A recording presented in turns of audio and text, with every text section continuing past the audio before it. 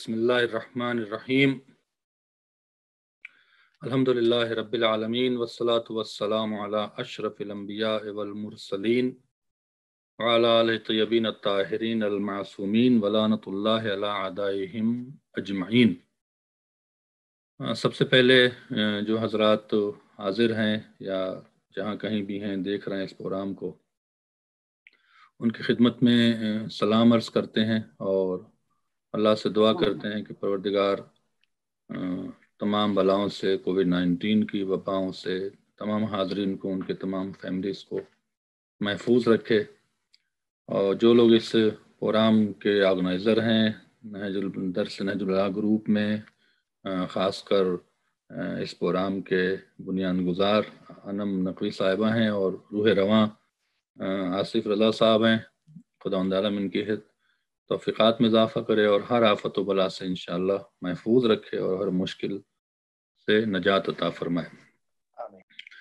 हमारा जो आज का ये दर्स है, जैसा कि आप हजरात को इल्म है कि खुतबा नंबर जो 35 है, ये तहकीम के बारे में हुक्म दिया गया है। इसके पस मंज़र में जो वाक़या हुआ था उसकी तरफ हम आप लोगों की तवज्जो दिला दें। चूँकि देखिए, जो मजलिसों में हम पढ़ते हैं वो बहुत शार्ट होती है चीज़ें और उसमें से सिर्फ नुक्ते निकालने होते हैं, तो मजालिस में जो है वो डिटेल नहीं मिल पाती है। और आज हम आपको थोड़ी सी डिटेल बताते हैं कि ये जो तहकीम का लफ्ज़ आया है, ये तहकीम क्या था। ये एक फ़ैसला हुआ था जंग नहरवान से पहले और जंग सिफ़ीन के दौरान। जंग सिफ़ीन जब हो रही थी, आपको पता है कि माविया से जंग हो रही थी हज़रत अली इस्लाम की, तो काफ़ी पहले मौला ने समझाया माविया को बहुत कि देखो जंग न करो, लेकिन वो नहीं मान रहा था और उसने एक दिन प्लान किया रात में हमला करने के लिए कि रात में हमला करेंगे और जब ये लोग इबादत में मसरूफ़ होंगे, क्योंकि रात में मौला अली इबादत करते थे और रात में कभी अरब जंग नहीं करते थे। ये पहला मौका था जब रात में बग़ैर इत्तला के हमला हुआ था, जिसको हम जंग को कहते हैं लैलतुल हरीर, मतलब आग उगलने वाली रात, और जिसमें तकरीबन मालिक अश्तर, मौला अली और बहुत लोगों ने जंग किया था और सुबह होते होते 10,000 से ज़्यादा लोग कत्ल हो गए थे। और ये जंग चली है रात, पूरी रात चली है और पूरी रात के बाद जो है वो ज़ोहर तक चली है। और ज़ोहर के बाद जब मालिक अश्तर और जो उनके साथी थे उन्होंने हमला करते हुए जब बहुत ज़्यादा, और हज़रत अली भी तलवार लेके आगे बढ़े थे, और ये वो जंग थी लैलतुल हरीर, रात भर हुई फिर सुबह में हुई। इसका वाक़या आप लोग सुनते हैं कि अमरियास को दौड़ाया था और अमरियास जो है वो बरहना हो गया था, जिसकी बिना पे मौला ने मुंह फेरा और वो फरार हो गया था। ये वही जंग है जिसमें अमरियास गया तो जाके माविया से कहता है कि नेज़े पे कुरान बुलंद करो वरना सब कत्ल कर दिए जाओगे। और नेज़े पे कुरान बुलंद होता है और वो कहते हैं कि हम कुरान के सदक़े में पनाह मांगते हैं।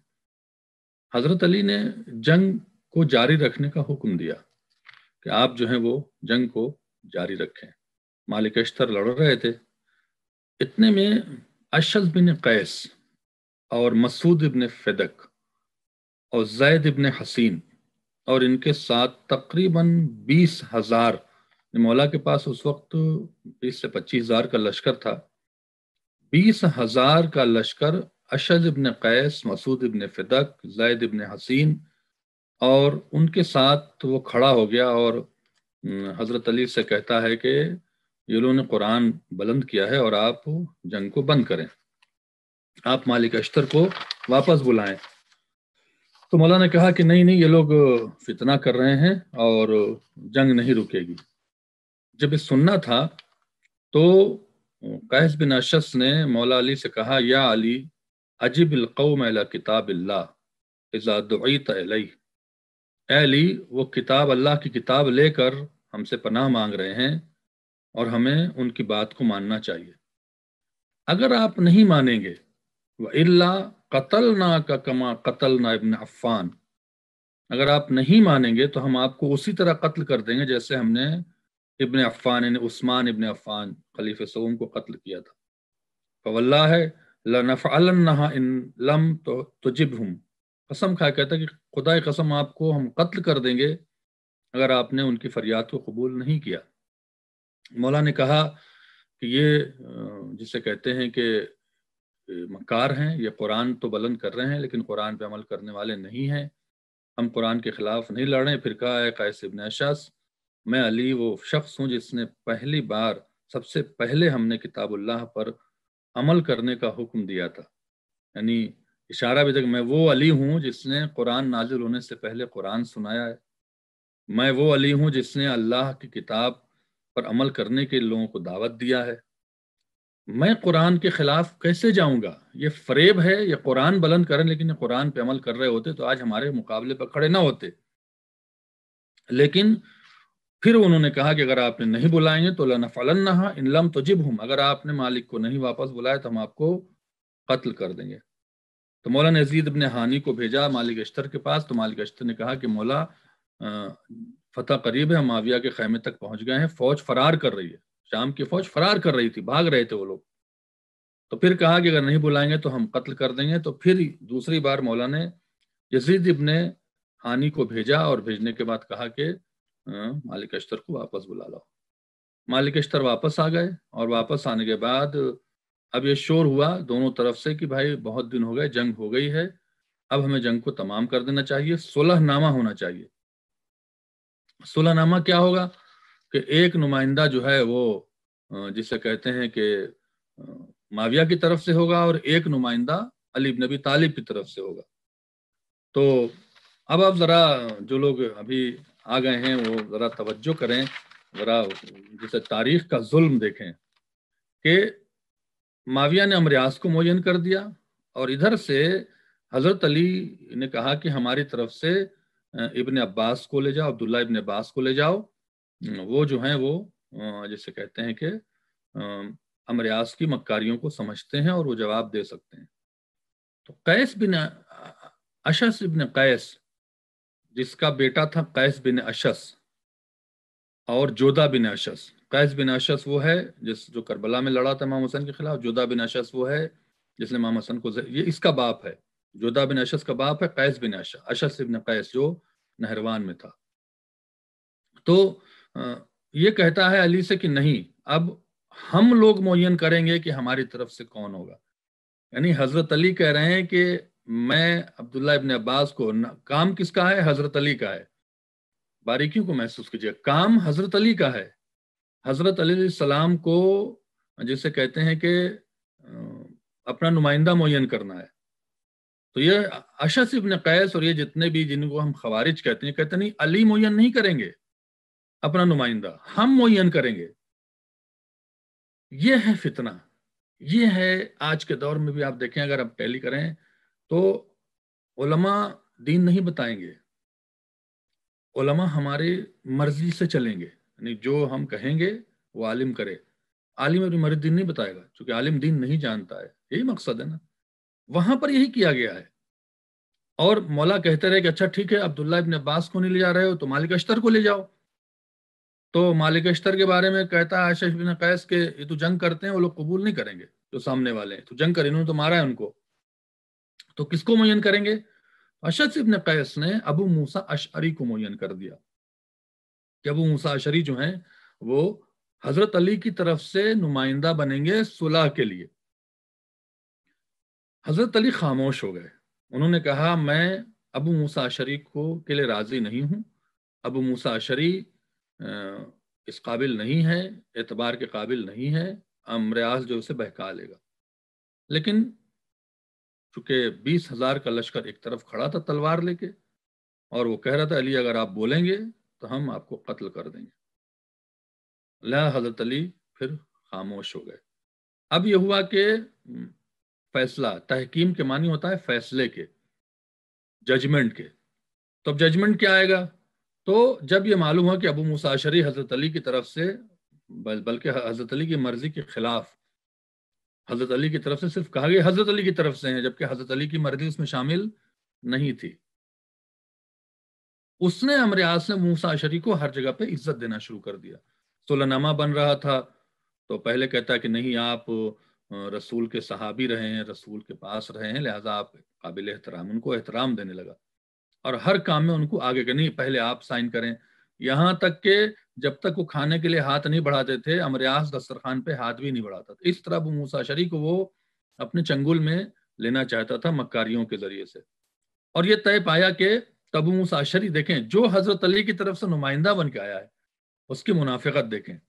उसने एक दिन दस्तरखान पे अमरयास से कहा कि मामला अगर पटाना है, जिसे अपनी जबान में कह रहे हैं सॉरी, मामला अगर ठीक करना है तो हम दोनों को माजूल कर देते हैं, माविया को भी माजूल कर देते हैं और अली को भी खिलाफत से माजूल कर देते हैं। अमरयास ने कहा कि ये बहुत अच्छा है, बहुत अच्छा आइडिया है, तो हम लोगों को जमा करते हैं। और वहां पे एक मकाम था हरूर नाम का, वहां पे जमा किया गया और भाई आज फैसला होगा, फैसला होगा। फैसला क्या होगा वो उस वक्त मालूम होगा मस्जिद में।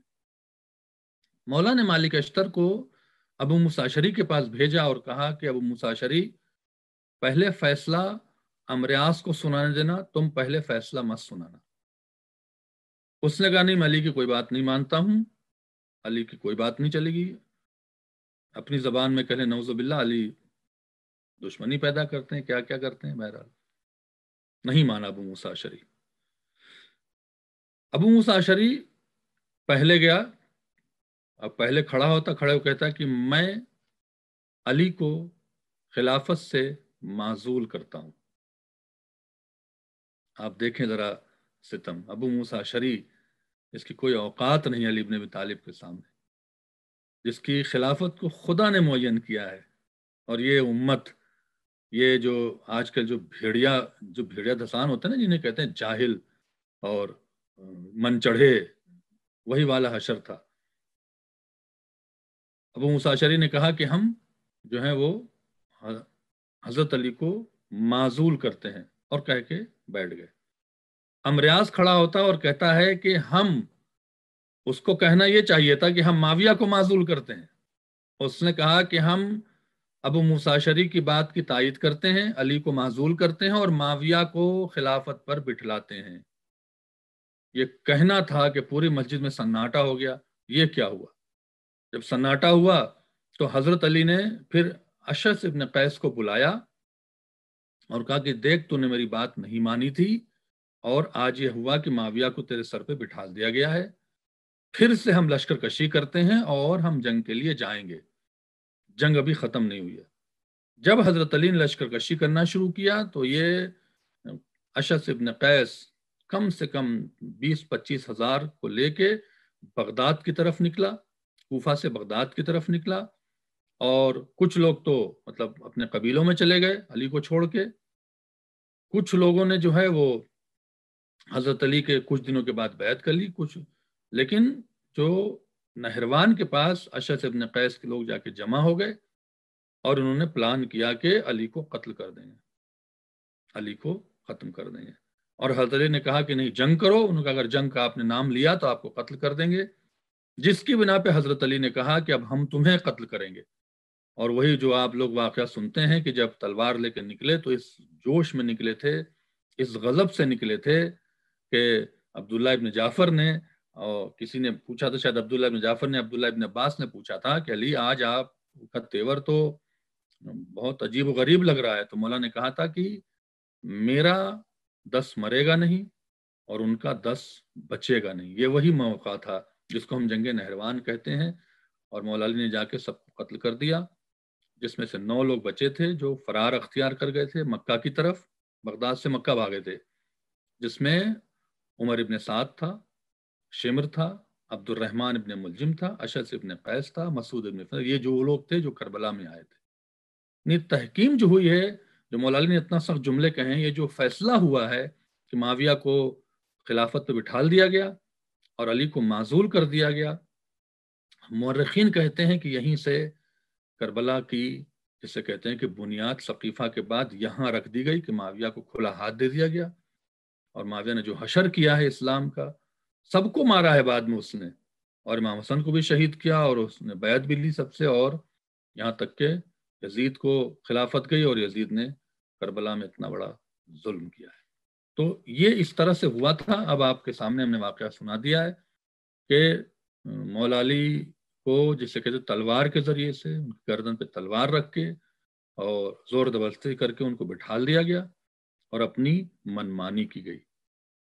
جب یہ فیصلہ آیا ہے ابو موسیٰ اشعری کی طرف سے، اور اتنا پروپیگنڈا ہوتا تھا اس زمانے میں کہ مولا علی اس جنگ کے بعد جب اسی کوفہ میں رہتے تھے، لوگ انہیں سلام نہیں کرتے تھے، اللہ اکبر، لوگ ان کے خطبے میں نہیں آتے تھے، لوگ ان کو سننے نہیں آتے تھے، لوگ ان کے پیچھے نماز نہیں پڑھتے تھے۔ یعنی یہ حشر پہ ابو موسیٰ اشعری اور معاویہ اور اس طرح کے لوگوں نے پروپیگنڈے سے پہنچایا تھا۔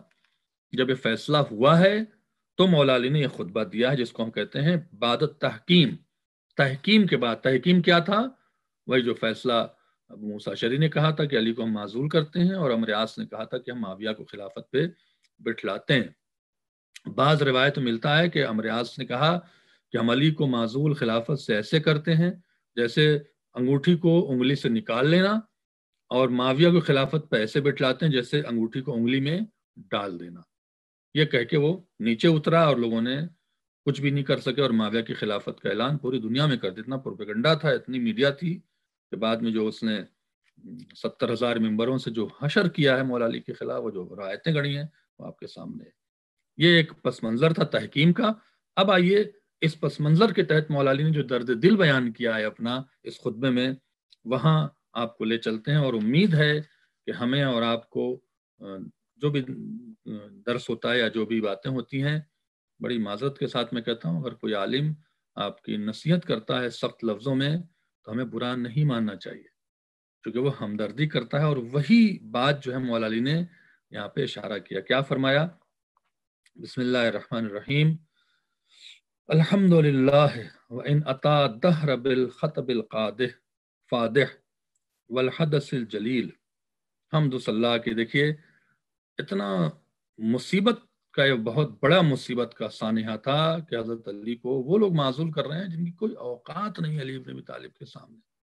تو مولا نے کہا کہ ہم ہمیشہ مصیبتوں میں شکر ادا کرتے ہیں اور حمد کی خدا کی کہ ہم اللہ کو کبھی بھولتے نہیں ہیں، اور کہا کہ جو وَإِنْ أَتَى الدَّهْرَ بِالْخَطَبِ الْفَادِحِ، جو وقت ہمارے اوپر آیا ہے مصیبت والا وقت، حادثے والا وقت، والحدث الجلیل، حدث الجلیل کہتے ہیں بدعتوں کے ساتھ فتنہ پیدا کرنا، جیسا کہ آج کل ہو رہا ہے کہ ایک تو بدعت پیدا کر دیتے ہیں اپنی مرضی سے۔ بدعت کیا ہے؟ اپنی مرضی سے دین بنانا، اپنی جو ہماری مرضی کی بات ہے وہی دین ہے۔ میری مرضی ہے کہ ایسے ہونا چاہیے تو بس وہی دین ہے۔ دین کیا کہہ رہا ہے، مذہب کیا کہہ رہا ہے، اللہ کیا کہہ رہا ہے، رسول کیا کہہ رہا ہے، اس سے ہمیں مطلب نہیں ہے۔ جو ہمارے جذبات کہہ رہے ہیں، جو ہماری سمجھ میں آ رہا ہے، وہی دین ہے۔ اس کو بدعت کہا جاتا ہے، اور اس کو حدث الجلیل بھی کہا جاتا ہے، جس کو مولا علی نے استعمال کیا ہے کہ مثال کے طور پر کوئی کہے کہ جی ہم نماز نہیں ہوگی۔ اب آپ کہہ رہے ہیں نماز ہو، آپ نے کہا جی نماز نہیں ہوگی، اور آپ اگر کہیں گے تو آپ کو نکال باہر کریں گے، بند کر دیں گے، آنے نہیں دیں گے مسجد میں۔ کیوں نماز ہوگی مسجد میں؟ یہ حدث الجلیل ہے۔ اللہ کہہ رہا ہے کہ نماز ہونی چاہیے، آپ کہتے جی نماز نہیں ہونی چاہیے۔ اللہ کہتا ہے کہ پابندی ہونی چاہیے، آپ کہتے جی پابندی نہیں ہونی چاہیے۔ تو یہ حدث جلیل تھا جو واقع ہوا تھا۔ پھر واشهد ان لا الہ الا اللہ لا شریک لہ ولیس معہ الہ غیرہ، اور دیکھیں اللہ کی وحدانیت کی طرف اشارہ کیا ہے، اور اشارہ یہ اس لیے ہے کہ جو علی بن ابی طالب کی خلافت و ولایت کو قبول نہیں کرتا ہے وہ اللہ کو نہیں مانتا ہے۔ یہ اشارہ ہے اس کی طرف، ان محمد عبدہ و رسولہ، اور محمد صلی اللہ علیہ وسلم اللہ کے عبد ہیں اور اس کے رسول ہیں۔ اس کے بعد اصل واقع پر آئے، فرمایا اما بعد فإن معصیت الناصح الشفیق العالم المجرب۔ 4 لفظیں استعمال کی مولا علی نے اپنے لیے۔ کیا کہا ہے؟ فإن معصیت، مطلب کہہ رہے ہیں کہ تم نے جو ہے وہ جو گناہ کیا ہے، وہ جو انکار کیا ہے، تم نے کس کا انکار کیا ہے، کس کو چھوڑا ہے، کس کی بات نہیں مانی ہے؟ الناصح، جو نصیحت کرنے والا تھا تمہیں۔ نہیں، مولا کہہ رہے تھے کہ ابو موسیٰ اشعری کو مت بناؤ حکم، مولا کہہ رہے تھے کہ لڑو، یہ قرآن بلند کر رہے ہیں لیکن قرآن پہ عمل نہیں کرتے ہیں، فتنہ کرتے ہیں، ان کی صورت کچھ اور ہے، ان کے پیچھے ارادے کچھ اور ہیں۔ اور آج بھی لوگ اسی طرح کے لوگ پائے جاتے ہیں کہ ان کی صورت کچھ اور ہے لیکن ان کے ارادے کچھ اور ہم سمجھ نہیں پاتے ہیں. ہم اپنے ریلیشن کو، اپنے تعلقات کو، ہم اپنی چیزوں کو نبھانا چاہتے ہیں.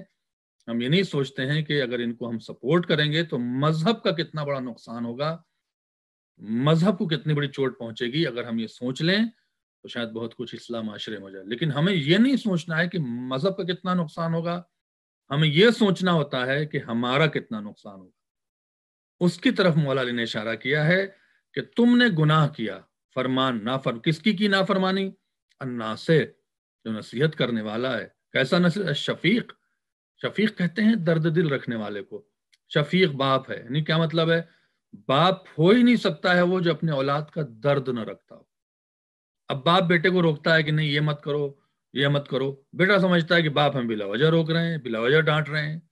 نہیں، وہ بلا وجہ نہیں روک رہے ہیں، وہ جو دیکھ رہے ہیں وہ تم نہیں دیکھ رہے ہو. عالم بیٹھ کے ممبر پہ آپ کو نصیحت کرتا ہے، آپ کو حرام حلال بتاتے ہیں، سخت لفظ استعمال کرتے ہیں، تو آپ سمجھتے ہیں کہ مولانا مجھے ڈانٹ رہے ہیں.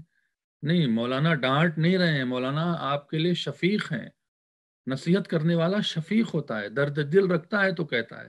آپ کی اولادیں بگڑیں گی. آپ اگر مثال کے طور پر آپ کو روک رہے ہیں کوئی عالم کہ آپ یہ کام نہ کریں، گناہ ہے، تو عالم کا کوئی فائدہ نہیں اس میں، نہ اس کا کوئی نقصان ہے. آپ کا نقصان ہے کہ آپ گناہ کریں گے اور کل اللہ کے سامنے آپ کو جواب دینا پڑے گا. تو درد رکھ رہا ہے تو کہہ رہا ہے کہ کل اس کو کہیں گناہ نہ ہو جائے، کہیں اس کو عذاب نہ آ جائے، کہیں اس پر کوئی مصیبت نہ آ جائے.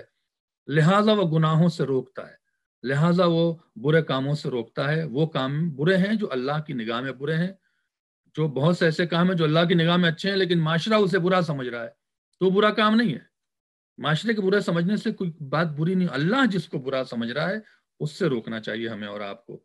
پھر کیا فرمائے؟ العالم، اس کی تم نے معصیت کی جو ناصح بھی ہے، شفیق بھی ہے اور عالم بھی ہے، یعنی علم رکھتا ہے، جانتا ہے سچویشن کو. سب سے بڑی بات جو آج کل ہمارے دور میں آئی ہے کہ جوہلا نے ممبر پکڑ لیا ہے، نہ ان کے پاس علم دین ہے، نہ قرآن کی تعلیم ہے، نہ حدیث کی تعلیم ہے، نہ کسی مدرسے میں پڑھے ہیں، نہ کسی حوزے میں گئے ہیں. بس بیٹھ کر جو منہ میں آ رہا ہے بولتے جا رہے ہیں. ایسے لوگوں سے بہت پرہیز کریں. اس کی طرف اشارہ مولا علی نے کیا ہے. ایسے لوگوں سے اگر آپ پرہیز نہیں کریں گے تو معلوم ہے آپ کا دین بھی جائے گا اور آپ کی آخرت بھی جائے گی. کہ جب کوئی جانتا ہی نہیں ہے، مثال کے طور پر ایک بندہ ہے، میں ہوں، میں لیپ ٹاپ کے بارے میں جانتا ہی نہیں ہوں، میں آئی ٹی کا بندہ ہی نہیں ہوں کوئی، یا میں میڈیکل کا بندہ ہی نہیں ہوں. میں دوائی لکھنا شروع کر دوں کہ بھائی سر میں درد ہو رہا تو یہ کھا لیجئے، پیر میں درد ہو رہا تو یہ کھا لیجئے، ہارٹ اٹیک میں یہ پی لیجئے. آپ نے ہمارے کہنے پر کہ مولانا صاحب کہنے، مولانا صاحب ڈاکٹر تھوڑی ہیں. کیا کہیں گے بہت سے لوگ ہیں، کیا قبلہ قبلہ کی بات؟ بھائی علم دین میں مانو، ڈاکٹر تھوڑی ہیں جو ان کی بات مانو کہ یہ میڈیسن کھا لو. جیسے آپ عالم سے توقع نہیں رکھتے ہیں کہ وہ ڈاکٹر میڈیسن بتائے گا، تو ایک میڈیسن والے سے امید کیسے رکھیں گے کہ وہ دین بتائے گا، مگر یہ کہ ہاں اگر وہ ڈاکٹر ہے اور جا کے دین سیکھا ہوا ہو. تو پرابلم یہاں پر آئے، پرابلم ہمارے معاشرے میں یہاں پر آئی ہے. جاہلوں کو ہم نے ممبر دے دیا ہے، اور جاہلوں کو جو سمجھ میں آتا ہے ان کو خوف ہے، وہ باتیں کرتے ہیں، بعد میں قوم کنفیوز ہوتی ہے، یہ بات ایسے کیسے ہو گئی، یہ بات ویسے کیسے ہو گئی. اس کی طرف اشارہ ہے کہ جو تمہیں نصیحت کر رہا تھا وہ عالم تھا. عالم بمانا جانتا تھا تمام چیزوں کو. جی اس کے پیچھے جو اس نے نیزے پر قرآن بلند کیا ہے، اس کے پیچھے ایک سازش ہے، اس کے پیچھے ایک سیاست ہے. دور اندیشی مولا علی کے پاس تھے. المجرب، تجربے کار تھا، وہ تجربہ رکھتا تھا. پھر کہا تو رسول حسرت و توقب الندامہ. جب بھی تم کسی عالم، کسی نصیحت کرنے والے شفیق اور کسی تجربے کار کی کو انکار کرو گے تو کیا ہوگا؟ تو رسول حسرت، تمہاری میراث حسرت ہو جائے گی. دیکھیں لوگ حسرت کرتا ہے، کاش یہ ہو جاتا، اے کاش وہ ہو جاتا، اے کاش بہت شاندار امام بارگاہ بن جاتی، اے کاش بہت بڑی مسجد بن جاتی. کیسے بن جاتی مسجد؟ حسرت رہ جاتی ہے. وَتُوَقِبُ الندامہ، اور پھر ندامت آپ کا نصیب ہو جاتی، شرمندگی. کیسے شرمندہ ہوئے مولا علی کی بات نہ ماننے والے؟ ابو موسیٰ اشعری کو مولا منع کر رہے تھے کہ نہ جاؤ، اس کو مت بناؤ، اس کو مت بناؤ، لیکن ہم نے بنایا ہے. آج بھی کیا ہے، بہت سے ایسے نااہل ہیں جو بیٹھے ہوئے ہیں اور دین کی جگہوں پر، اور جو فساد و فتنہ کر رہے ہیں. اس کی وجہ سے قوم اور مومنین، اچھے لوگ، یا تو حسرت ان کے میراث سے یا وہ ندامت ان کو دکھ رہی کہ ہم کیا کریں، ہمارے بچے، جنریشن خراب ہو رہی ہے، ہمارے بچے ہمارے قابو میں نہیں ہیں، بچوں کو علم نہیں مل رہا ہے، بچے سوال کریں اس کا جواب نہیں مل رہا ہے. کیوں؟ اس لیے کہ جو مرکز ہیں جہاں سے علم بٹنا چاہیے وہاں پہ شاید میں کہتا ہوں کہ علماء نہیں ہے. قد کن تو بہرحال میں پرسنل کسی کو نہیں کہہ رہا ہوں، میں ایک کامن بات کہہ رہا ہوں، اگر ہے بھی تو ہمیں اپنی بھی اصلاح کرنی چاہیے اور سوچنا بھی چاہیے. پھر فرمایا قد کنت امرتکم فی ھذ الحکومت امری ونخلت لکم محزون رائی. پھر فرمایا کہ تم لوگ جو ہیں اس طرح سے قد کنت امرتکم، میں تمہیں حکم دے رہا تھا، فی ھذ الحکومت امری، میرا امر تھا، تم کیا کر رہے تھے؟ نخلت لکم محسون رائی، اور ہم تمہیں جو ہے وہ ایک ایسی مخزون کہتے ہیں، ایک ایسی رائے دے. نخل تو لکم، کیا سلاست ہے، میں کس طرح اس کا ترجمہ کروں، یعنی میں ایسے کھجور کے پیڑ کی طرف تمہیں بھیج رہا تھا، مخزون رائی، جو پھل کے خزانے سے بھرا ہوا تھا. اللہ اکبر.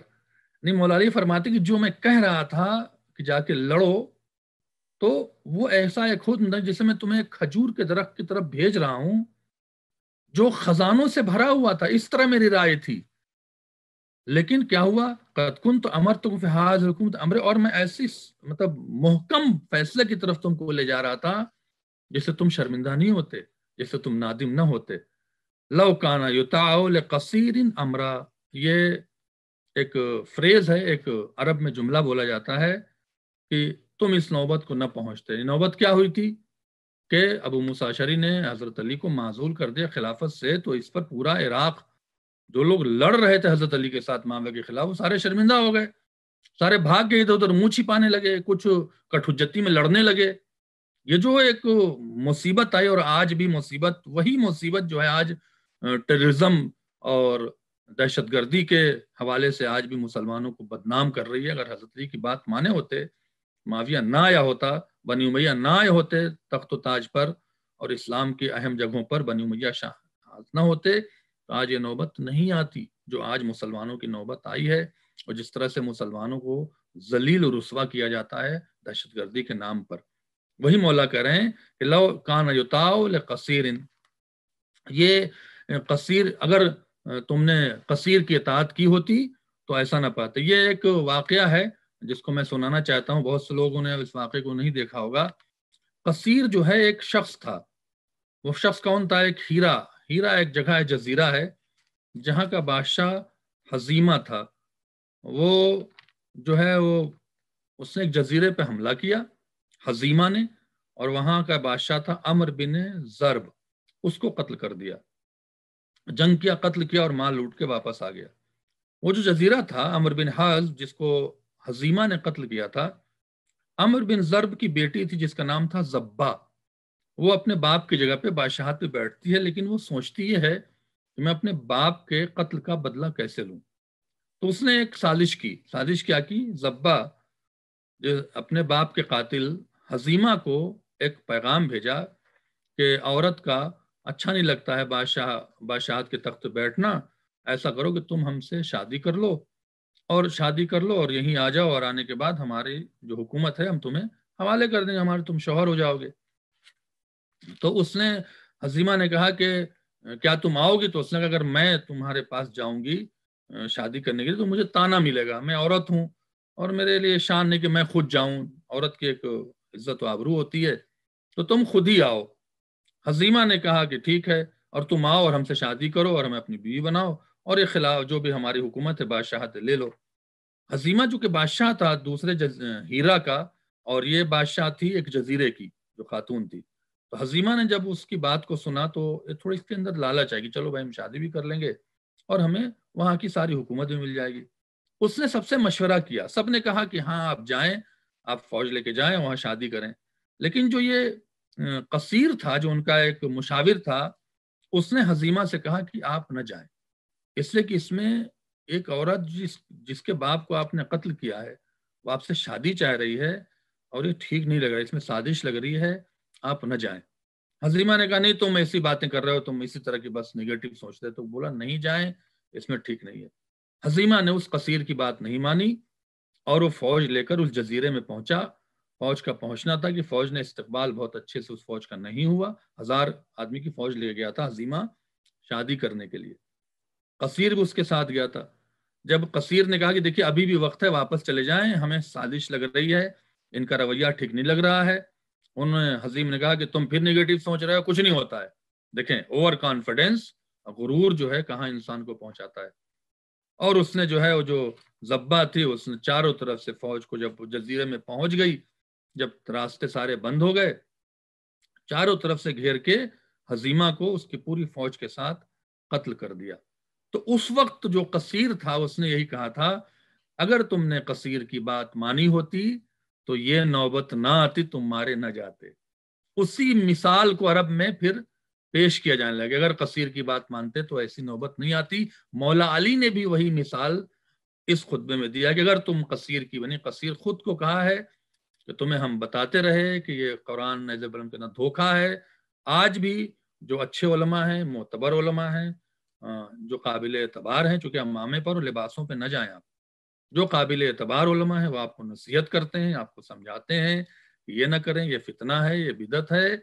تو اگر بات نہیں مانیں گے، تو اگر قصیر کی بات نہ مانی تو حشر ہوا ہے، اور یہاں پر ہی ہو گیا، آپ مارے نہیں جائیں گے، قتل کوئی نہیں کرے، لیکن جنریشن خراب ہوگی، اللہ سے دور ہوں گے۔ تو ان تمام چیزوں کا ہمیں خیال رکھنا ہے۔ تو اس کے بعد کہا فَأَبَيْتُمْ عَلَيَّ بَا مُخَالِفِينَ الْجُفَاتِ، ہمارا انکار اس طرح سے کیا کہ ہم پہ ظلم کیا، تلوار ہم پہ رکھ دی۔ یعنی ہم نے کیا بگاڑا تھا؟ ہم کہہ رہے تھے کہ معاویہ سے لڑو تو چلو قاعدے سے بات کر لیتے، کیا مولا کا درد، اللہ اکبر، ہماری گردن پہ تلوار رکھ دیا۔ انکار بھی کیا تو اس طرح سے کہ تلوار گردن پہ رکھ دیا۔ والمنابذین العصاة، اور ہمارے ساتھ اس طرح سے برتاؤ کیا، ایک مجرم کی طرح سے، ایک باغی کی طرح سے میرے سامنے کھڑے ہو گئے۔ پھر فرمایا حتی ارتاب الناس بالنصح، یہاں تک کہ مولا نے عجیب جملہ کہا ہے، میں کیسے ان لفظوں کو کہوں، حتی ارتاب الناس بالنصح، یعنی نصیحت کرنے کے بعد میں پچھتانے لگا کہ میں نے کن کو نصیحت کیا ہے۔ مولا علی کہہ رہے ہیں کہ میں یہ بات کہنے کے بعد، ارتاب کے معنی ہوتا ہے شک کرنے کے، ارتاب کے معنی ہوتے ہیں پچھتانے کے، یعنی میں پچھتایا کہ میں نے ان لوگوں سے کیوں یہ بات کہہ دی، ہم نے تو کوئی اتنی بڑی بات نہیں کہی تھی، ہم نے تو کہا تھا نیزے پہ قرآن بلند ہے، ان کے ارادے غلط ہیں، اور سمجھ گئے نہیں جی یہ علی قرآن کے خلاف ہیں، جیسے ہم کہتے ہیں یہ مولوی نے ایک پڑھ دیا، مولوی نے ایسا کر دیا، مولانا نے یہ پڑھ دیا، جی ہم چندہ نہیں دیں گے، ہم بائیکاٹ کریں گے، آئندہ نہیں پڑھوایا کسی عالم کو، کیوں کہتے ہیں پردہ کرو، کیوں کہتے ہیں نماز پڑھو، کیوں کہتے ہیں علی علی کرو۔ یہ ہے اصل میں خوارج، یہ ہے اصل میں آج کے خوارج۔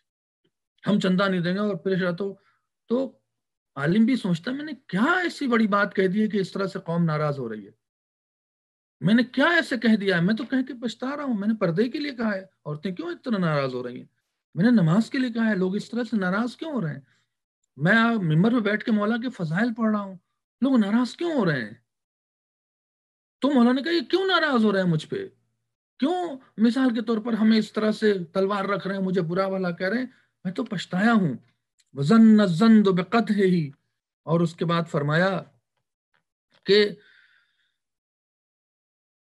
اور اس طرح سے تم لوگوں نے آگ بھڑکا دیا، فَكُنْتُ أَنَا وَإِيَّاكُمْ، اور میں تو اس منزل میں اس طرح سے ہو گیا، تم نے آگ بھڑکا دی، اس طرح سے لوگوں کو بھڑکا دیا، بہکا دیا، پارٹی بنا لی، گروپ بنا لیا، پیچھے پڑ گئے جان کے کہ نہیں بس اس کو ختم ہی کر دینا ہے، ماری دن علی کو بالکل بائیکاٹ کرو، علی کو ختم کرو، علی سے مشورہ مت لو، اپنی طرف سے ابو موسیٰ اشعری کو بنا دو، علی بولے تو انہیں قتل کر دو، ہاؤس اریسٹ کر دو، بھگاؤ، سلام مت کرو۔ یہ مولا کہہ رہے ہیں کہ تم نے اس طرح سے میرے سامنے شعلے بھڑکا دیے۔ فَكُنْتُ أَنَا وَإِيَّاكُمْ كَمَا قَالَ أَخُو حَوَازِنَ، اور میں تو، میری سچویشن تو ویسی ہو گئی کہ جیسے قبیلہ حوازن کا بھائی کہہ رہا تھا۔ اس کی طرف بھی ایک واقعہ پوشیدہ ہے جو میں کہتا ہوں۔ حوازن کون تھا؟ یہ قبیلہ بنی حوازن کا ایک شخص تھا جس کا نام درید تھا، درید یا درید کوئی بھی نام تھا، اس کا بھائی تھا عبداللہ۔ یہ دونوں بھائی ایک قبیلے بنی بکر پہ جا کے حملہ کرتے ہیں، اور حملہ کرنے وہاں سے مال لوٹتے ہیں، اور مال لوٹ کے واپس آ رہے تھے، اور واپس آنے کے بعد جو ہے ایک منعرج اللوا ایک جگہ تھی، وہاں پہ رکتے ہیں۔ تو جو یہ اخو حوازن تھا جس کا نام درید تھا، اس نے اپنے بھائی عبداللہ سے کہا کہ ہم دشمن کے علاقے میں ہیں، ہم یہاں پہ قیام نہ کریں، ہم نکلیں یہاں سے، دور چلے جائیں، ایسا نہ ہو کہ دشمن پلٹ کے واپس آ جائے۔ تو عبداللہ بہت کانفیڈنس سے کہتا ہے کہ نہیں نہیں، کچھ نہیں ہوتا ہے، ارے وہ کیا ہمارے پاس، نو یہیں پہ رکتے ہیں ہم۔ وہ منع کرتا رہا لیکن عبداللہ نہیں مانا، تو عبداللہ رک گیا، اور نتیجہ یہ ہوا کہ جو قبیلے بنی بکر جس کو یہ لوگ مار کے اور مال لوٹ کے لے آئے تھے، ان کو خبر لگ گئی، انہوں نے دوسرے دن صبح میں چاروں طرف سے گھیر کے عبداللہ کو قتل کر دیا، اور جو درید تھا اس کو زخمی کیا، وہ مال وال چھوڑ کے بھاگ لیا۔ مطلب کیا ہے، نقصان بھی ہوا اور جان بھی گئی۔ اس کو مولا کریں کہ میں تمہیں نصیحت کر کے ایسے ہو گئے جیسے اخوان کا بھائی درید، جسے نصیحت کی تھی وہ بھی ختم ہو گئے اور خود کو بھی زخمی کروا لیا۔ امرتکم امری بمعرج اللوا، ہم نے تمہیں حکم دیا جیسے حکم دیا تھا درید نے معرج اللوا کہ یہاں پہ قیام نہ کرو۔ فلم تستبینوا النصح الرشد الا الزحل الغد، اور عبداللہ نے درید کی بات کو نہیں مانا۔ دوسرے دن صبح میں کیا ہوا تم سب نے دیکھ لیا ہے۔ تو یہ ایک خطبہ تھا جسے ہم نے آپ کی طرف بیان کیا کہ میری یہ گزارش ہے، میں نے کوئی پرسنل بات اپنے لیے کسی لیے کہ میں بھی نصیحت چاہتا ہوں کہ آپ حضرات جب بھی کبھی دین کا میٹر آئے تو بہت سوچ سمجھ کے فیصلہ کریں۔ کوئی عالم اگر آپ کو نصیحت کرتا ہے، حرام سے روکتا ہے، واجب کی طرف آپ کو تنبیہ کرتا ہے، تو ناراض نہ ہو۔ وہ ایسے ہے جیسے ناصح شفیق، درد رکھتا ہے تو کہتا ہے، اگر درد نہیں ہو تو آپ کی میٹھی میٹھی باتیں سنا کے چلا جائے، وہ شفیق نہیں ہو سکتا ہے۔ شفیق وہ ہے جو آپ کو روکے۔ کل آپ خدا نخواستہ آپ حرام کرتے ہیں اور عالم کہتا نہ کریں، روکتا کیوں ہے؟ اسے ڈر ہوتا ہے، اس کو درد، یہ مومن ہے، یہ جان بوجھ کے نہیں کر رہا ہوگا، چلو اس کی نصیحت کرتے ہیں تاکہ حرام سے رکے، تو خداوند عالم کے سامنے عذاب نہ پڑے، اس کو خدا کے سامنے شرمندہ نہ ہو۔ کوئی نصیحت کرے تو اس طرح سے ہمیں ری ایکشن نہیں کرنا چاہیے جیسے خوارج نے کیا تھا۔ السلام علیکم ورحمۃ اللہ وبرکاتہ۔